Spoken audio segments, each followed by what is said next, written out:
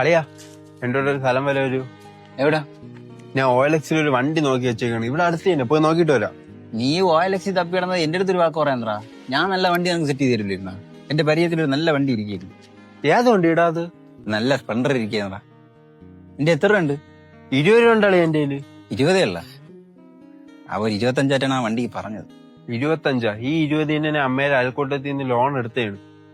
കുഴപ്പമില്ല, നമ്മളെ പയ്യൻ തന്നെ. ഞാൻ വിളിച്ച് സെറ്റ് ചെയ്ത് തരാം. ഞാനൊന്ന് വിളിച്ചു നോക്കട്ടെ.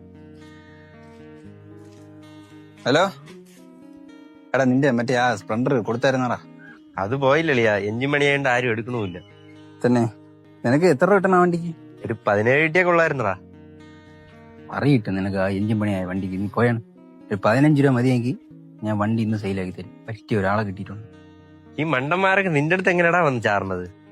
അതൊന്നും നീ അറിയണ്ട. നിനക്ക് വണ്ടി കച്ചവടമാക്കിയത്. പിന്നെ ഞാൻ ഒരു 25 രൂപ പറയണം കേട്ടാ.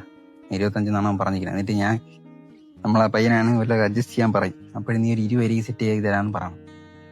എന്നിട്ട് നിനക്ക് 15 എടുത്തിട്ട് ബാക്കി 5 രൂപ എന്റെ അക്കൗണ്ടിൽ വരണം കേട്ടല്ലേ? ഒരു മയത്തിലൊക്കെ വലിപ്പിടുന്ന ആൾക്കാരാ. നീ ചുമ്മാ ഒന്ന് കൊണയടിക്കാതെ. നിനക്ക് വണ്ടി കച്ചവടമാക്കണമെങ്കിൽ ഞാൻ പറഞ്ഞ പോലെ സെറ്റ് ചെയ്യും. ബാക്കി വന്നിട്ട് സംസാരിക്കും. അല്ലേ? ഞാൻ എല്ലാം പറഞ്ഞ് സെറ്റ് ആക്കിയിട്ടുണ്ട് കേട്ടോ. പോയി നോക്കാം നമുക്ക്.